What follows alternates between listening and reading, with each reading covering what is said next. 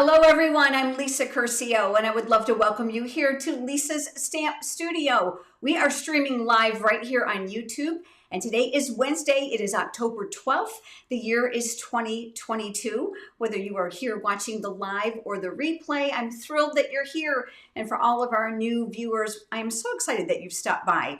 Now we're going to DIY a fun fold tonight that has a pop-up feature and a book card fold all in one. But the best part about this is if you're looking for an impressive fun fold card and to use up all that gorgeous designer series paper, this is the card for you. It is going to come together super duper quick. Now you're not going to want to miss the free project sheet that will be down in the video description below when tonight's live stream is over. You're going to want that because there's going to be pictures, cutting dimensions, and all the supplies for the card I'm going to demonstrate for you tonight. But hang on, because I have 7 other samples to share with you tonight. I've got a bonus project that'll be just here for the live, and then I have 6 additional cards using the exact same bundle and designer series papers for you. Lots of inspiration. We're going to talk a little bit about this month's online card class as well. Now, before we get started, I have a couple housekeeping items. The first is we love to chat with you. Whether you are here in the live stream or perhaps you are watching the replay, you're going to need to sign into your YouTube account, which requires a Gmail address in order to comment or chat. That's on YouTube, not on me, but we would love to hear from you. I come back and I read every single comment. In addition to that, those of you in the live chat, I want to take a moment and introduce you to Gina Curcio Hawley. You'll see Gina's name here in blue off to the side. Gina is my daughter. You might recognize that surname. All married now and grown up, but guess what? After all these years, she is still stamping with me, and she works with me here in the studio as well. She is here to interact with you as a moderator during tonight's live stream. So she's going to be able to answer your questions and, of course, provide links for you to help you out while you're here with the live chat. Because honestly, there's no way I can keep up with that and stamp at the same time. Now, one last thing before we get started is this. Friday, that means the day after tomorrow, is the very last time that you can get over FOMO, what I call fear of missing out. If you missed the fall online stamping retreat that Gina and I hosted with Kylie and Bruno Bertucci, you missed out on an awful lot. There were 6 live demonstrations over the course of the day. And are you ready? 273-page color hyperlinked PDF tutorial. That means the cover sheet with all the thumbnails of the cards, you don't have to scroll through. You just click on the card and it directs you directly to the card project. Multiple pictures, cutting dimensions, templates, supplies, and step-by-step instructions, plus all those videos. That tutorial bundle is only going to be available till this Friday here in the US, and then it's gone. It's $45 for the whole thing. You're going to want to head over to our website at onlinestampingretreat.com. Okay? All right, let's get stamping. I'm going to move those buttons out of the way, and I am going to bring in my paper trimmer. Now, I'm going to try to zoom in my camera a little bit closer these days. It seems the older I get, the closer my head needs to be. So if I get too close, someone give me a shout out in the live chat, and I'll make sure I move it out of the way. We are actually going to start with the base of the card. Now, this is just a typical card base. So this is 5.5 by 8.5. I did do the scoring ahead of time on this one because it's basic. 4 1/4 is half here, and I'm using that light blade on my trimmer to score.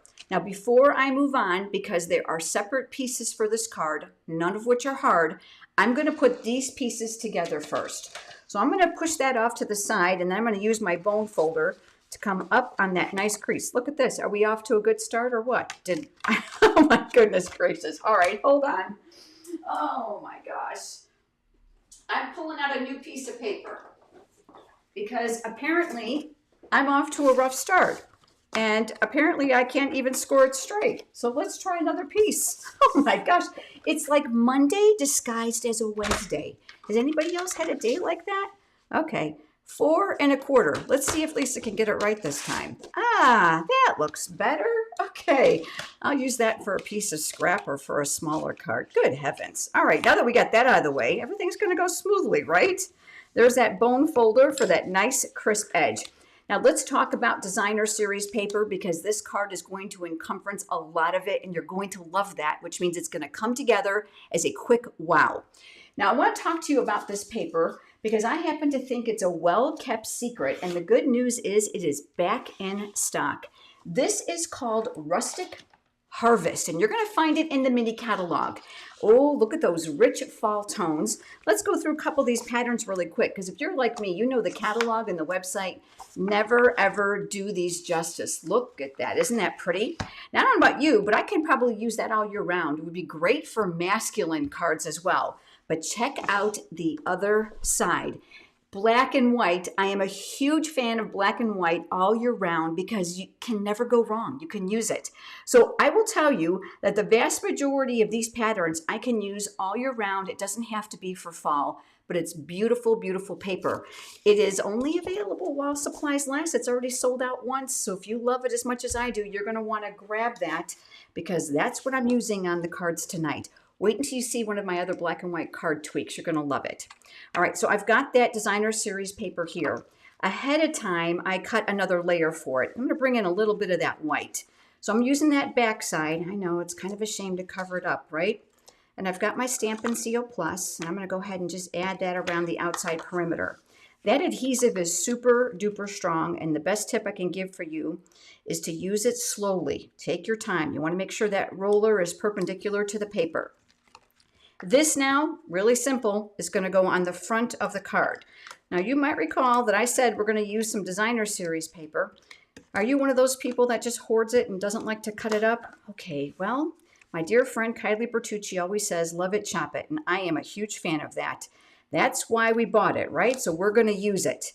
We are going to start by doing the inside. So we need to work with the base first for this fun fold. Now, I could not help myself. I thought these were so pretty and awesome for fall, but they would make great other cards as well, wouldn't they?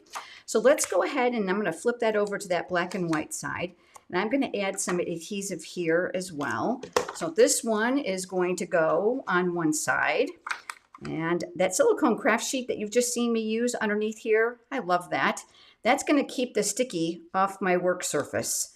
So I'm going to go ahead and always place this underneath my paper when I'm using my adhesive. I have a tendency to be really zealous, especially when I use my Nemesis. If you've watched my channel before, you know that I'm not a liquid glue girl. I'm super messy with it.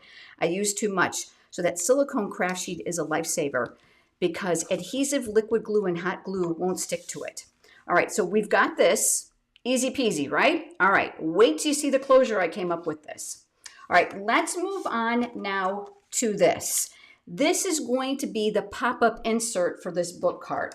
I am coming back now to my paper trimmer because we're going to do a score line. Now, at first glance, this looks like a square, but it's not. So it's 5 by 5.5. Be cognizant of which way you're going. So this is the 5.5. You can see here at the top. We are going to score in half at 2 3/4 of an inch. And I'm double checking myself after that rough start I got, okay? 2 3/4 is going to give us this. We're going to come back to that trimmer again, but I'm going to work with this piece here, and then we're going to fold this in half. Bone folder on all your creases for a fun fold card is going to be super duper important. You want to make sure those creases are going to hold up really well. This card particularly, and you'll see what I mean. Now on the inside here, I did a little bit ahead of time, which I'll show you in a minute, but I've got another piece of designer series paper, and I'm using the flip side here because remember, we've got that pretty floral already in the background. So I'm going to use this as my wrong side right now. And what we're going to do is we're going to place this here. I can't do anything straight. So when I have these narrow pieces, I like to turn my paper horizontally so I can do my very best to try to get an even border all the way around. Now, I've got another piece that's going to go here, but before I work on that, let's work a little bit on some images, and then we're going to bring all the pieces with the pop-up together. Now, this is just a scrap piece of basic white cardstock.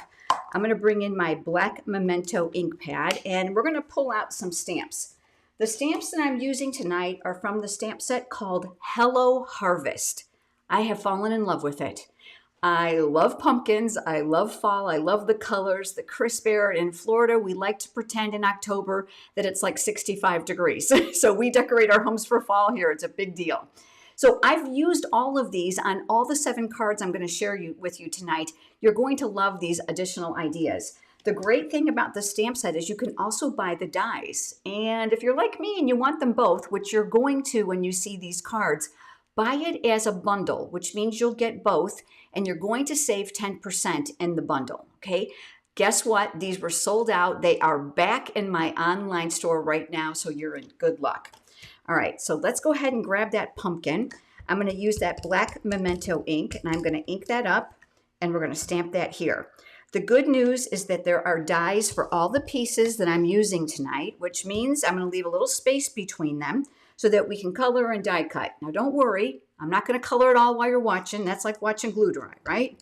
So I'm going to go ahead and ink up that beautiful floral arrangement, and I'm going to stamp that over here. Lots of firm, even pressure. You make sure that you want to get a beautiful image out every single time. Also in that stamp set, look at that cute little sunflower. Aren't you glad there's a die for that? I know I am. So we're going to stamp that there. And then last but not least, I got the words "so grateful." Now I'm going to tell you, for this specific layout that I designed, the words in here were just too big. And this had 2 lines and I really wanted 1. So this is a great tip for you. Look at your stamping artillery. Borrow from one stamp to accompany the other. The great thing about Stampin' Up! Stamps is we create as a company their own stamps, their own concept artists. So quite often the fonts are going to work beautifully together. So soft seedlings, keep that in mind, because wait till you see another card I've got for you tonight. I loved the "So Grateful" for a fall and Thanksgiving card. So I grabbed this one. You know what? We bought them. We might as well use them, right? So I'm going to ink up the "So Grateful," and that is going to go here. All right, so all this is on one piece of paper. It makes it nice and easy. I am not going to go through all the coloring with you. I do have the pieces finished, but I want to talk to you about a few tips with alcohol markers. Now I'm going to move you in a little bit closer, and here's the beauty of Stampin' Up! The color coordination. So they're alcohol-based markers, they're accessories, they're cardstock, they're designer papers, you name it, it all color coordinates, so there's no guessing work. So Cajun Craze also comes in Stampin' Blends markers. These are alcohol-based. There is a light and a dark shade. Now, I am heavy-handed. Like I told you, I have a glue problem. So I also have the same problem, apparently, with my alcohol markers. So I like to use the lightest color first because I tend to use too much of the dark. I separate them on my work surface, and I'll tell you why. Sometimes the caps are very closely related in color, and I found that I was getting mixed up and taking it off and coloring, and oh wow, it's too dark or it's too light. So I find this works well for me. Now they're dual tipped and they're marked here. And if you have a big broad area, obviously the brush tip is going to work really, really well. If you've got tiny little pieces, guess what? That's what that chiseled end is for. I'm going to go ahead and use that brush tip tonight. And I am just going to do a small segment here because I want to give you a little bit of 411 about alcohol-based markers. Oh, you can see how much I've used this color. Lisa's going to need to replace this one. Now I'm just going to do one segment here off to the side. Don't be afraid to leave some areas that are white. We, back in kindergarten, were all taught to color in our images, right? Which means some of us traced and colored in. Were you a tracer? Or perhaps you just colored and went to the outline. You don't have to do that when you're using alcohol-based markers. And the reason is we're going to use multiple coats of light and dark for some blending effects to make it look a little bit more professional. This is going to need a few seconds for that alcohol base to evaporate. And this stamp set specifically is wonderful because it's got all the cheat marks for you. You see the artist for the stamp set put in the definition lines of the pumpkins already for you, which means that's where you're going to lay your dark shade. So what I'm going to do is with that brush tip, I'm very lightly going to go over those areas just to add some density. I'm also going to work on that crease line here. And I'll add a little here and here just so you can get the idea. Again, this is going to need to process. So it's important that you give this a few seconds. If you have a brand new alcohol-based marker like the Stampin' Blends and you're overzealous and excited and you blend too quickly, it's going to bleed because of the alcohol. so be patient. I like to lay down all my light colors on all my images first, then go back with my darks to do the highlighting. Now here's where the magic comes in. It's back to the light for me.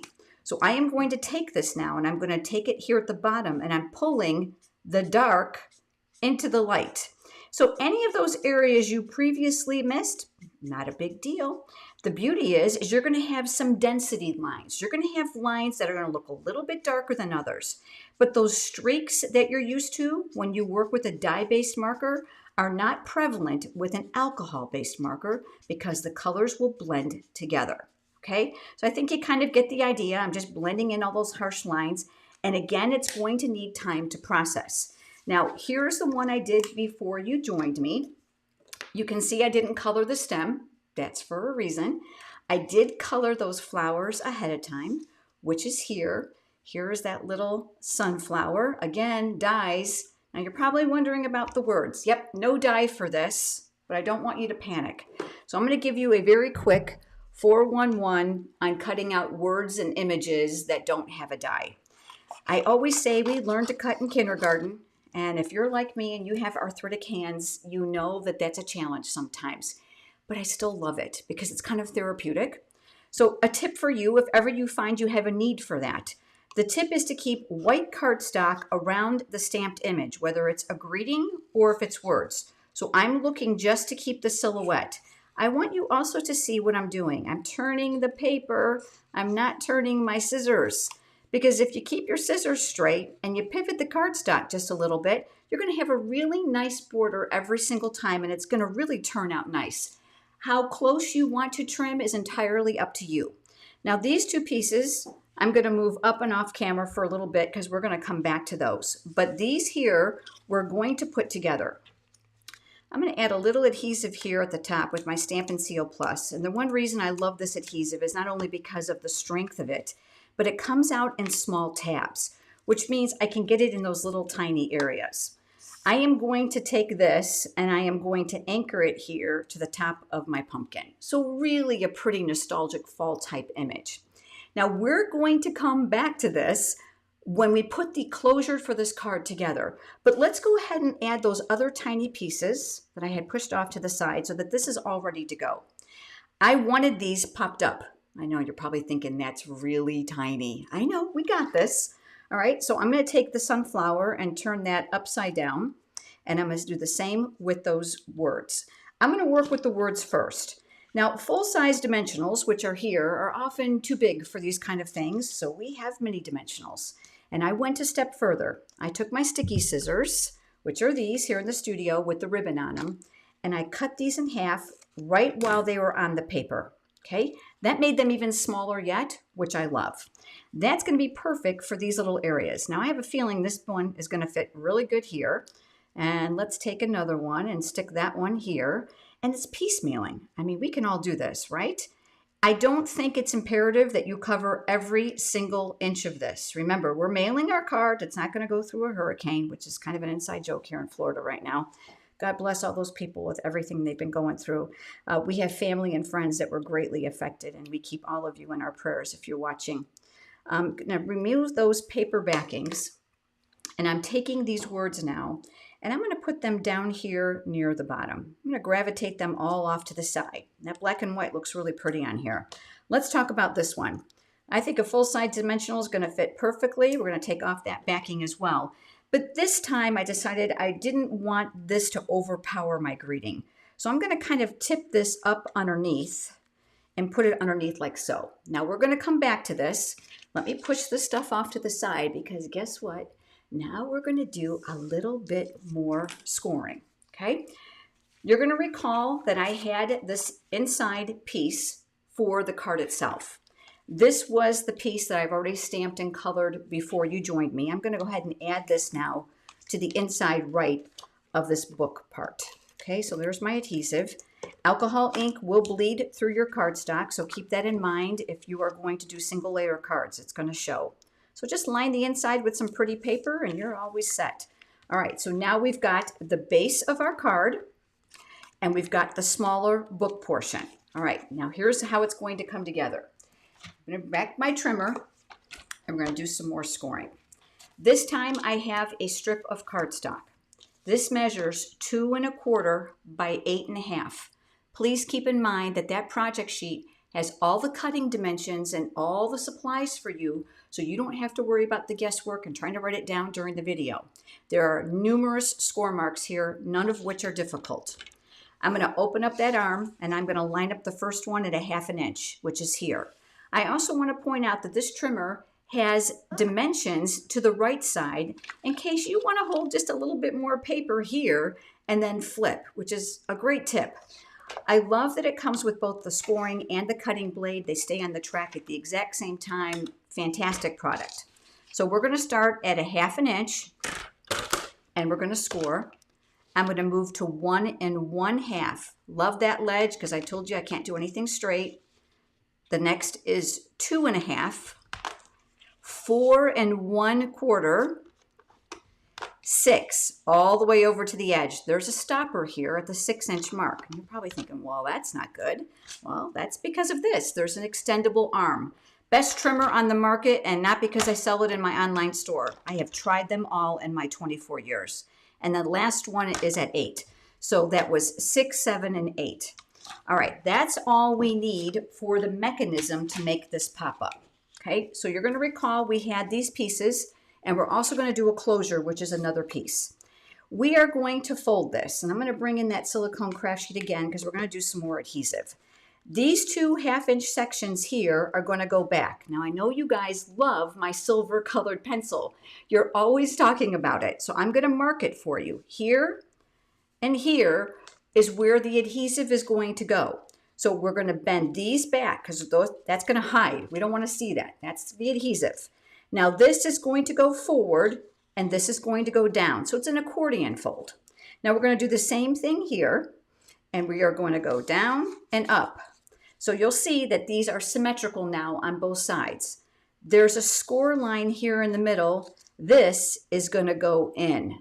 I know, it's kind of crazy, isn't it?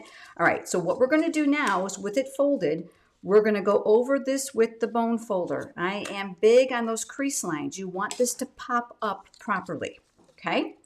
The next thing we're going to do is we are going to place this mechanism inside the base of this card. Now, there's a couple tips I want to give you that are going to make this super duper easy. First of all, let's add our adhesives in those little areas. And again, I told you the Stampin' CO Plus comes out in tabs, but it's very, very strong. So I'm going to do each of those sides. If you need to mark it at home the very first time you make this, go for it. I always make a template before I make a fun fold because I was tired of wasting cardstock. Anybody else? So I'm going to scrunch all this up again, all right? Making sure that these are going to be to the back. What we're going to do now is we are looking to fold it in half. This is the crease. So sticky here, sticky here. I want you to visually look for this crease to fall in the center of here. So I'm going to hold it here and I'm going to show you. I'm looking here to here and here to here. And if it looks visually correct, that means that this score line and this one are going to be symmetrical. They're going to line up. So all I'm doing is looking visually and I'm going to let go, which means that back end is stuck, okay? All I have to do now is close the front end and give that a little push. Remember, it's very strong. And then guess what? We have the mechanism already attached. There's no fussing doing one end at a time. So much simpler. But you're probably looking at this, how does this work? Okay, watch. We've got this. The worst thing you can do is try to put adhesive here. That didn't work. I'll try. It didn't work at all. What we want is adhesive here, and I don't recommend adhesive down the seam because that's going to have to fold. So what I'm going to do is I'm going to take that Stampin' CO Plus again, and I'm going to come right down here, 1, 2, and 3, staying away from that crease, close to it obviously, but not right on top of it, on both sides. So I've got 2 separate panels here. All right, so my crease has no sticky. You are going to make sure this is going in the right direction because I have done that. So make sure the card is closed, crease on the right, and all I'm going to do now is I'm going to center this very much like I did this. So I am looking again here and here to see if it's going to be about even. You want that crease to fall down the center of the crease of that pop-up mechanism. So I'm looking, and that looks pretty decent. And once I'm happy with it, I'm going to let go and I'm going to press. Okay, so that's going the right way. Guess what? All we have to do now is the exact same thing. Close up the card and then press. Okay, I want to show this to you. Now, keep in mind, I just squished it. So this is going to go in to fold the card, but I want to show you the depth here, and I've got a closure for this card. So when you open up this card, it actually pops out. Look at it, it's suspended. And I love it because it's called a book card. So it's kind of a book inside of a card. Keep in mind, this is a great card if you have a lot of people signing it for retirement or a moving card. It's fantastic because you can put white panels everywhere. All right, lots and lots of fun. But you might be thinking, well, is it going to fit in a medium envelope, an A2 envelope? The answer is yes. It's a little bit bulky, and obviously if we don't have a closure, it's going to pop up, right? So let me show you what I did for a closure. Remember this? All right. We have a strip of coordinating cardstock. This is just 1 inch wide, and I do want to break this down a little bit because I want to make a belly band out of it. Now, I know when I make belly bands and I curve it around my card and I tend to bend this, it tends to crack. And one of the things that it's kind of been my angst. I'm like, how can I eliminate that? By taking the bone folder and very lightly conditioning the paper, I guess is a good word, has helped with that. So what I'm going to do now is I'm going to take that, make sure that's all the way to the back because it's going to pop up on its own. I am going to put the clean end to the back because we want it to look all finished. And now we're going to put the raw ends to the front. Now the biggest mistake you can make is making the belly band too tight because remember the card is going to expand a little bit when you let go. And you don't want the receiver to have to rip the darn thing off, right, to open the card. So I've creased this end, and I'm kind of coming here, making sure this is not too tight, and I'm creasing this end. You're going to notice that the fiber breakdown here has been greatly reduced. But guess what? This is not going to work by itself, and I'm going to show you why in just a minute. So now that I have this creased, I'm going to add some of my adhesive here and here. And I'm going to add a little adhesive here. Let me get that started again because I'm not pushing it even. There we go. And then I am going to connect these where I had originally had my crease lines because that indentation was already there for me. So you're going to see this is going to slide very nicely, but yet it's going to allow it to expand. This didn't work because it was top heavy. So guess what I did? I pulled out one of my very favorite die sets, which are my layering circles dies. And I die cut a circle to create a base to hold this. Now this is a great tip for you, especially if you have kind of unusually shaped images for the focal point on a belly band. Maybe it's a tall, thin floral image. Maybe it's an elf for a Christmas card. Those things are kind of wonky and not even. But if I put this on top of here, I've now got a disc base that I can attach here. So what I'm going to do is I'm going to add a little adhesive to this side. And we're going to attach that here to the back of the image. So work upside down, and I'm just going to do my best to center it visually. Now we're going to add dimensionals, or you can use adhesive. Don't put them here because I always miss. So we're going to take the dimensionals and we're going to lay them here. But be cognizant of the width because sometimes you can put them too far out and then you got a mess on your hands.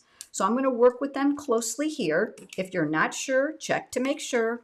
We're going to release those backings with my Take Your Pick tool. I can't live without that thing. It has interchangeable tips as well. And then this I'm going to center. You want the weight of the belly band image to be in the middle. Okay? Now wait till you see these other cards. All right, so here's our finished card. Very simple. It's almost all designer paper. This could just be a greeting. You could tie it with ribbon. So this is going to slide off, and then here comes your whole pop out. So that little mechanism is here. And not only that, it is beautiful for display. And I just love that little freestanding floating effect. Isn't that fun? All right, so let me put that one off to the side, but I've got another card with this exact same fun fold, and I've got 6 others to share with you. Now this one actually uses this. Remember I showed you I took the So Grateful from this to make the words here? Well, I have fallen in love with this for fall, and it goes amazing with this designer series paper. So it's the exact same fun fold, but it looks completely different. Okay, that was called Soft Seedlings. So here is the card. This time I was a rebel. no belly band, no ribbon, because if you're like me and you're designing a card and you're all done, you're like, oh, I could have added that. That's kind of what happened here. Okay, I decided not to do a belly band with this or ribbon, but it's okay. It's going to go in the envelope and it's going to pop the second they open it. Now, I want you to look at the outside very carefully. One of the things that I did with this maple leaf is I actually inked it and crushed curry and then used Stampin' sponges, the sponge daubers, to add additional colors over the top of Cajun Craze and a little bit of early espresso. Do you recognize that designer series paper? Okay, let me show you really quick. You might recall that that was one of the black and white patterns. Let me pull that out. And I colored it.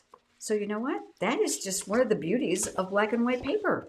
I took those same sponge daubers that I used here and I just randomly put color all over that black and white paper. But if that's not enough, wait until you see the inside of this card. Now you're going to ask me what this is, and this is the vellum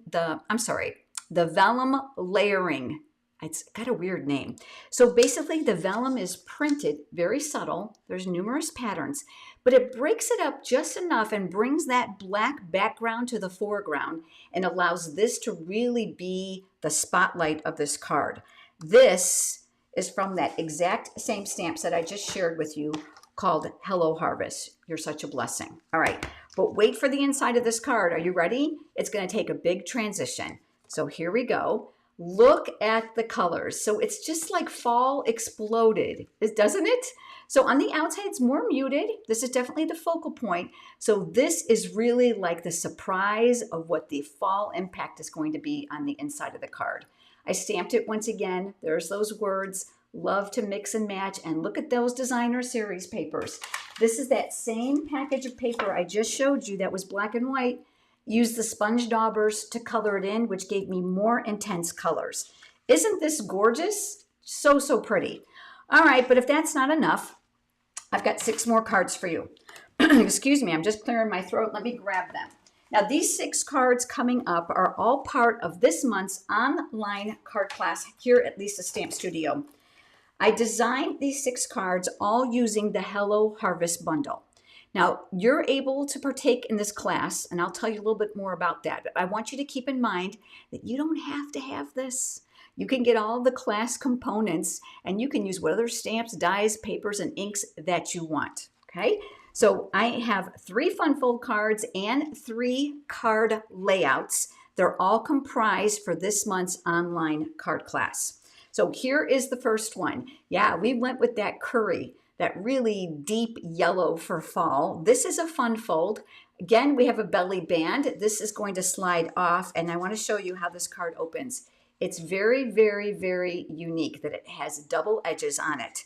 Now, the great thing about my card class is not only are you going to get the video to create all 6 of these cards with me, that's the 3 fun folds and the 3 card layouts, but are you ready? This month's PDF tutorial, I had to go look behind me. It's 27 pages long, 27 pages. So you're going to get multiple pictures of every card, cutting dimensions, supplies, and step-by-step instructions. So whether you're a visual learner or you like to read, I've got you covered both ways.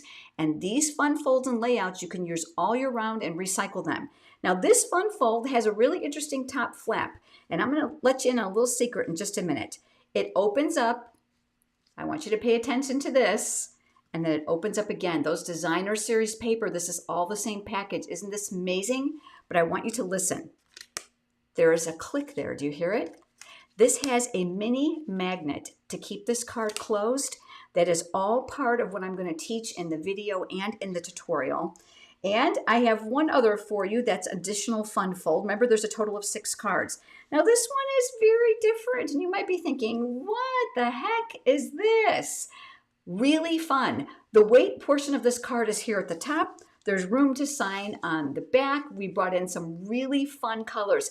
I decided I wanted to go outside just the typical harvest colors, and I used another color palette. But this fun fold is going to be great for all kinds of occasions. Lots and lots of fun with that one. Now, these next 3 cards are all layouts. Now, in order to partake in my online card class, your order has to be received between today, which is Wednesday, October 12th, and Saturday, October 15th. You need to place a $50 product order using my exclusive card class host code. Now, there is an exception, and we'll talk about that in just a moment. That's if you have a very, very large order. Obviously, by using the card class host code, I know that your order is intended for card class. You'll get that video and, of course, that 27-page PDF tutorial. Can't miss that. So here's a little bit about how you can participate. I put the host code here right on the screen for you. $50 product order in my online store over at lisastampstudio.com using that host code. If your order is $150 in product or more, do not use the host code because Stampin' Up! Is going to give you rewards. But you need to let me know that that order was specifically intended for card class because I'll have no way of knowing because you didn't use the code. All you have to do is go over to lisastampstudio.com, click on contact and say, hey, Lisa, that order I just placed is intended for the online card class for October, and I got you covered. You'll get the video link and, of course, the tutorials. Here's the great news. We respond to those order requests within 24 business hours, so you're going to get your stuff right away. There's no waiting. You're going to love to stamp along with me from home. I walk you through the entire process. It doesn't matter if you're new or not. It doesn't even matter if you order the bundle or the papers, although I think you're going to really love them. All right, one of the other bonuses to having my online card class is Live with Lisa. Now you might be thinking, what's Live with Lisa? Live with Lisa is a private YouTube live streaming event. So I send you a private link. We're going to get together on August 27th. Can't make it? Don't worry. It's recorded live for you to watch at that same length. I do 2 live demonstrations. I do product prize patrol. And guess what? You get a bundle of 8 PDF tutorial projects. It's a lot of fun, let your hair down kind of event, and would absolutely love you to come. And it's part of my online ordering rewards, as well as my online card class with an order of $50. All right, so make sure you use that host code. Would love to have you join us. Again, 4 days only. Now do me a favor, when you head over to my website, scroll all the way to the bottom and you'll see where it says subscribe, stay in the know. You want to do that because I provide a free weekly e-newsletter every Thursday that includes a project tutorial not shared on my other platforms. It's no frills. I would love to include you, so sign up. It keeps you in the know too of all the cool things that are coming up here for card class so that you don't miss up. Now, also there, you'll find a very vast PDF tutorial library with lots of tutorial projects for you. Perhaps you're a Stampin' Up! Demonstrator and you don't want to place an order so you can use your discount. I understand. So that 27-page PDF tutorial is available for you in my PDF tutorial library. I only charge $1 per page, and that gets you everything. It does not include the video. That is exclusive to the class. Now, I would love to do an open Q&A live with you, so you'll start popping those questions in right now, but I want to do a little change because the comments scroll so quickly. Put a Q in front of your question so they can easily identify it. That's going to make it a lot easier for me, so start on that. Now, for those of you that are getting ready to leave, I do want to give you the date for the next live stream. Just check in my calendar because I can't believe how quickly October is going by. I will be back on Monday in just a few days, which is October 17th, another fantastic project that I'm going to demonstrate for you. And of course, I have alternate samples. I hope that you will join me, so mark your calendar, and I look forward to seeing you then. Thank you all for being here. Now, those of you that are here with me live, I'd love to be able to answer your questions now during the live stream. So I'm going to clear off my desk just a little bit and reach for my mouse so that I can spotlight your questions right here on the screen. So I'll start looking for those cues in front of your question, which will help identify them. I love reading those of you that have just such sweet comments and tips to share with one another. That is amazing. Amazing. Gina, thank you for catching that spam. We've got some spam here in the live chat. Thanks for catching that. Live with Lisa is on October 27th. She said, I said August. October 27th. Where are the months going? Live with Lisa, October 27th. It is a Thursday. It'll be 8 o'clock p.m. Eastern time. If you can't watch live, don't worry. I'll record it for you. All right. I see a question. Ruby has a question. How do you clean your silicone mat? Excellent question. First of all, Ruby, you should be using multi-purpose liquid glue, which has a water base to it. So your silicone craft sheet will be easily cleaned with warm water and just mild soap.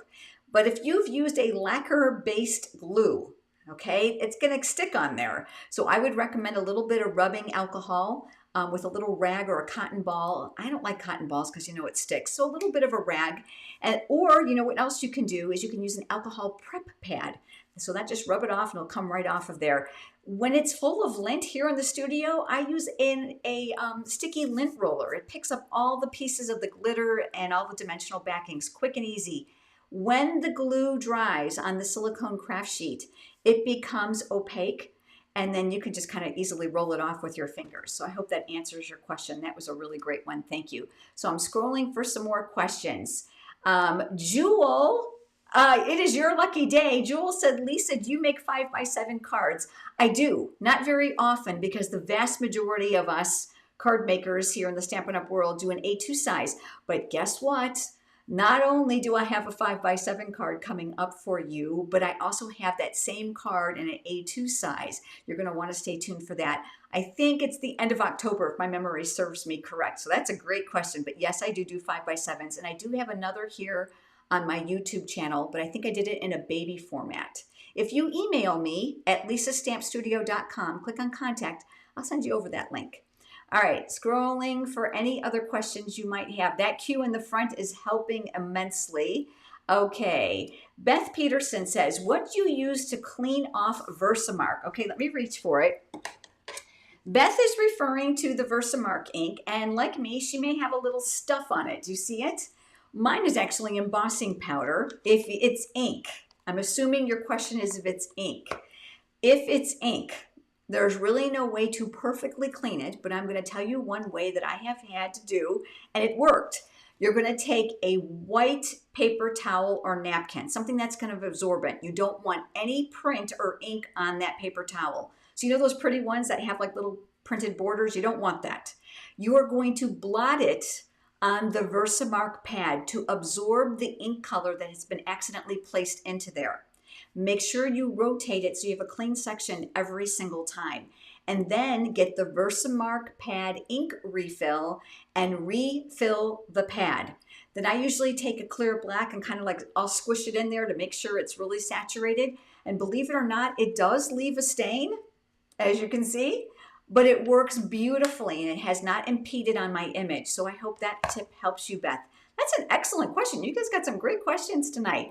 Okay, I am scrolling to see a few more questions. I can take a couple more. Jerry wants to know, what is baby wipe stamping? Well, Jerry, that's a great question. If you were subscribed to my newsletter, I actually have a tutorial going out to you tomorrow that teaches that. So I hope that you will do that. Head over to lisastampstudio.com, scroll to the bottom where it says subscribe and sign up. My free weekly newsletter includes projects not shared here. But the baby wipe technique, in essence, is taking several baby wipes and providing ink refill drops to it to create a faux ink pad.